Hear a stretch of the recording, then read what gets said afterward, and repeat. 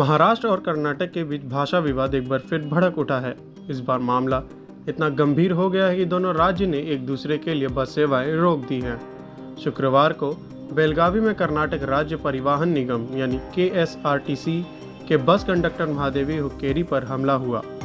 आरोप है कि जब उन्होंने मराठी बोलने से इनकार किया और कन्नड़ में बात करने को कहा तो दो छात्रों के साथ उनकी बहस हो गई।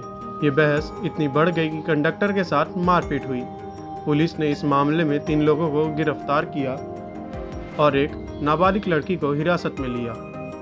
शनिवार को इस विवाद ने राजनीतिक रंग ले लिया जब कर्नाटक के चित्रदुर्ग में महाराष्ट्र के एक बस ड्राइवर पर हमला हुआ और उसका चेहरा काला कर दिया गया। इस जवाब में शिवसेना यानी UBT के कार्यकर्ताओं ने कोल्हापुर में एक कर्नाटक बस पर काला रंग डाल दिया और उस पर अपनी पार्टी का झंडा लगा दिया। इसके बाद महाराष्ट्र के परिवहन मंत्री प्रताप सरनाईक ने कहा, हमने कर्नाटक की सभी सरकारी बस सेवाएं बंद कर दी हैं। अगर हमारे लोगों को कर्नाटक में कन्नड़ न आने के कारण पीटा जाता है तो हम इसे बर्दाश्त नहीं करेंगे। घटना के बाद बेलगावी में माहौल तनावपूर्ण हो गया।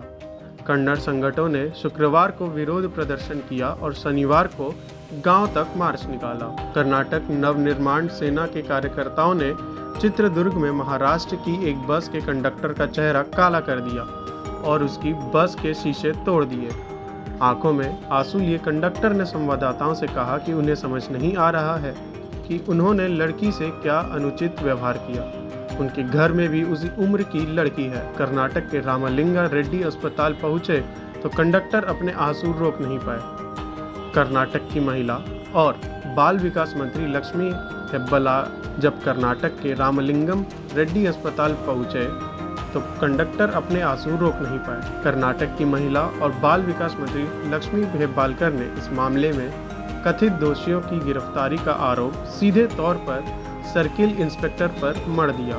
मंत्री रेड्डी उनके इस नज़रिए से सहमत थे। इस घटना के बाद दोनों राज्यों की बसों को उनकी सीमाओं पर ही रोक दिया जा रहा है। इन पर नारे लिखे गए हैं जिनमें कहा गया है कि अपने राज्य का समर्थन करें। महाराष्ट्र के ड्राइवरों को जय महाराष्ट्र और कर्नाटकों के ड्राइवर पर जय कर्नाटका का नारा लगाने का दबाव डाला जा रहा है। एक तरफ शिवसेना और महाराष्ट्र एकीकरण समिति के कार्यकर्ताओं हैं तो दूसरी ओर कन्नड़ रक्षण विधेयक के कार्यकर्ता सक्रिय हैं। आखिर सीमा विवाद क्यों भड़क उठा, आइए जानते हैं। पिछले 6 दशक के दौरान दोनों राज्यों के बीच कई बार सीमा विवाद भड़क चुका है। इसे लेकर दोनों ही राज्यों में विरोध प्रदर्शन के दौरान सार्वजनिक संपत्तियों को नुकसान पहुंचाया गया है। विवाद के केंद्र में बेलगावी, खानापुर, निप्पानी, नंदगढ़ और करवार जैसे सीमाई तालुक हैं। महाराष्ट्र का दावा है चूंकि ये सभी तालुक मराठी भाषा इलाके में पड़ते हैं इसलिए उन पर उसका हक है, जबकि कर्नाटक का कहना है कि वो इस मामले में भारत के पूर्व चीफ जस्टिस मेहरचंद महाजन कमेटी की रिपोर्ट की सिफारिशों को मानेगा। मेहरचंद महाजन ने जम्मू कश्मीर के भारत के विलय में अहम भूमिका निभाई थी। कर्नाटक की सीमाएं महाराष्ट्र, तेलंगाना, आंध्र प्रदेश, तमिलनाडु और केरल में मिलती हैं। इन सभी सीमाई इलाकों में लोग अलग अलग भाषाएं बोलते हैं और वर्षों से शांतिपूर्वक रहते आए हैं।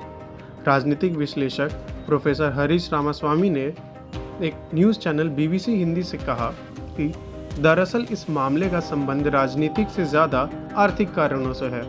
महाराष्ट्र इस मुद्दे को सुलझाए रखना चाहता है क्योंकि बेलगावी समृद्ध और सांस्कृतिक तौर पर महत्वपूर्ण शहर है। यहाँ काफ़ी निवेश आता है।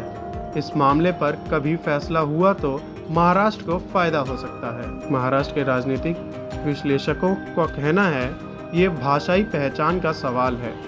महाराष्ट्र एकीकरण समिति और कर्नाटक रक्षा वेदी दोनों इन इलाकों पर अपना अपना दावा करते हैं। महाराष्ट्र एकीकरण समिति के लोगों का दावा है कि इस इलाके में मराठी बोलने वाले लोग ज़्यादा हैं। वहीं कर्नाटक के लोगों का कहना है कि कन्नड़ भाषी लोग ज़्यादा हैं। महाराष्ट्र एकीकरण समिति के महासचिव मालोजी राव आस्तेकर ने BBC हिंदी से कहा, सरकारी दफ्तरों में सभी फॉर्म कन्नड़ में भरे जाते हैं। यहाँ बोर्डों पर सारी सूचनाएं कन्नड़ में लिखी होती हैं। ऐसी और वीडियोस को देखने के लिए चैनल को सब्सक्राइब करें।